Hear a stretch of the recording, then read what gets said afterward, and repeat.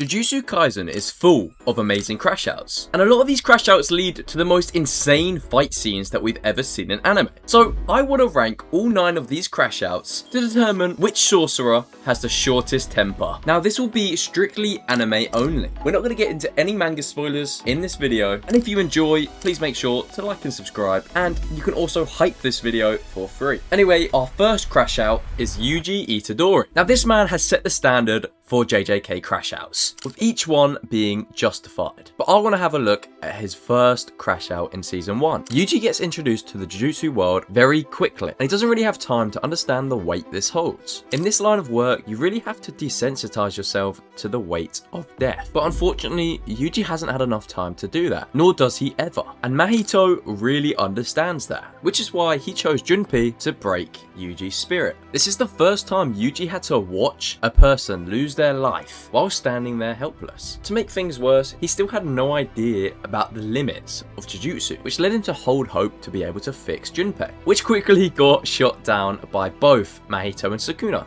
And after being laughed at and belittled by 2 of his worst enemies, Yuji finally understood, and he crashed out. Now based on the nature of this crash out, and the fact that it was the first in the series, really has a special place in my heart. I remember the first time watching this, jumping out of my seat and getting really excited for what was to come. Now even though I did really enjoy the fight after this, nothing really came from it. He didn't kill Mahito, nor did he get revenge. So it was kind of a lackluster result. But because it has a lot of nostalgia to me in this series, from the first time watching it, I think it deserves a spot in A tier. But our next crash out has a lot more deeper meaning than this one, and that is obviously the crash out of Suguru Geto, with him being dedicated a whole 5 episodes in Hidden Inventory arc to emphasize the importance of this decision. We get introduced to Geto as Gojo's best friend, 2 of the strongest sorcerers in the world, but also 2 of the loneliest. No one understands their powers and what it's like at the top, especially for Geto, who has the power of curse manipulation, where his curse technique relies heavily on eating the cursed spirits, which is described as eating a dirty rag that has been used to clean up feces. What a good curse technique. But obviously this can have a toll on someone, especially when Toji got involved.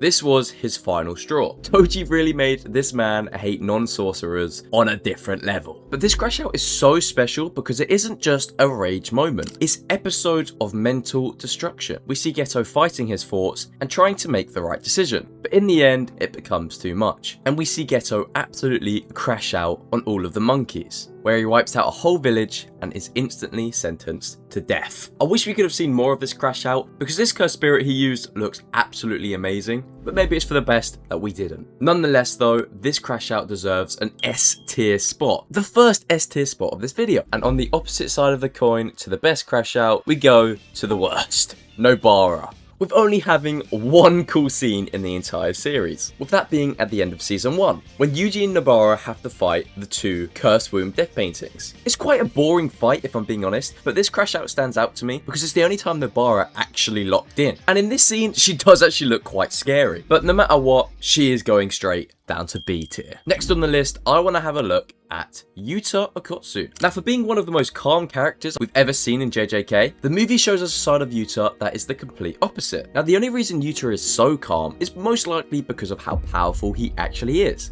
Just like Satoru Gojo, he's so strong that he doesn't really need to care about getting angry, because they just have different perspectives. But this was a time Yuta wasn't as in touch with his powers as he is in season 3. He's still learning them, and he has a lot of people he cares for that he feels like he can't save. He has to watch all of his school friends get beaten to a pulp by Suguru Geto, and then has to deal with the fear of losing Rika. But all of those things are what contribute to his crash out. And during the final battle of this movie, we get to see one of the coolest fight scenes in JJK, and he is completely ready to lose his life on the reliance of this crash out. The passion for the game is incredible. And after making sure Rika got the best kiss of her life, he absolutely drops the nastiest hollow purple in existence and wins the battle. That even though it was a really cool fight scene and I really love the depiction of Rika's power, it still does go down to B tier for me. But moving on, we're now going on to one of the most rage-induced crash out in the series, and that is obviously Maki versus the Zenin clan. A crash out that provided one of the best episodes of just straight hands. Now obviously there was a lot of build up to this crash out, with Maki having to deal with a lot of misogyny and abuse from the whole Zenin clan in general, with the last straw being her dad killing her sister. Maki was literally thrown into a room to die by her own dad. What even is the Zenin clan at this point? What the hell? But thankfully, this led to the reawakening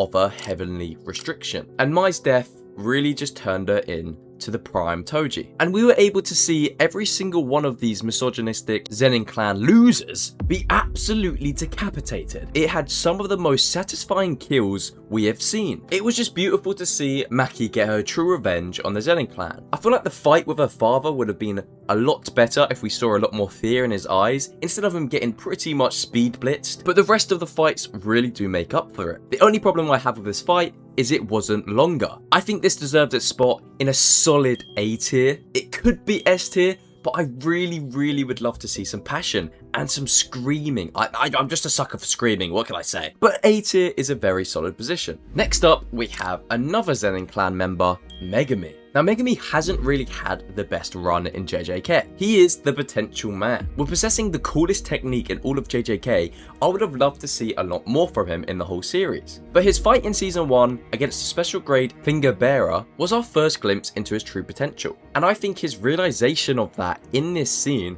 really does give him justice. With him being in a near-death experience, and having to remember Gojo pretty much telling him he's useless, it was so nice to see him actually do something of worth.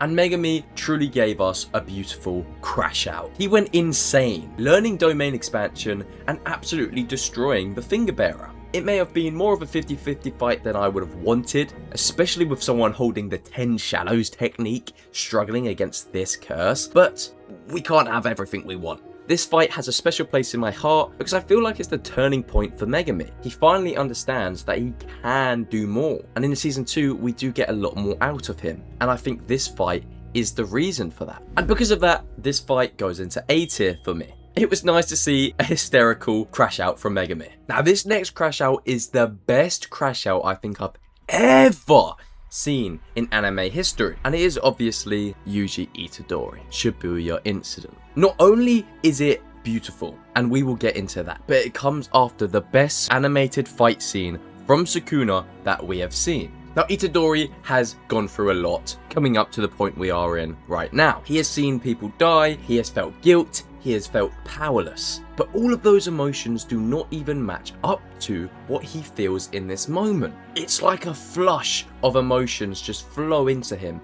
He has these memories of what has happened. He can remember Sukuna's acts, and he has to see it and feel helpless. All he can do is pause and cry and scream, and the voice acting is amazing, and the tears are amazing. The emotions are incredible. This scene is just my favourite.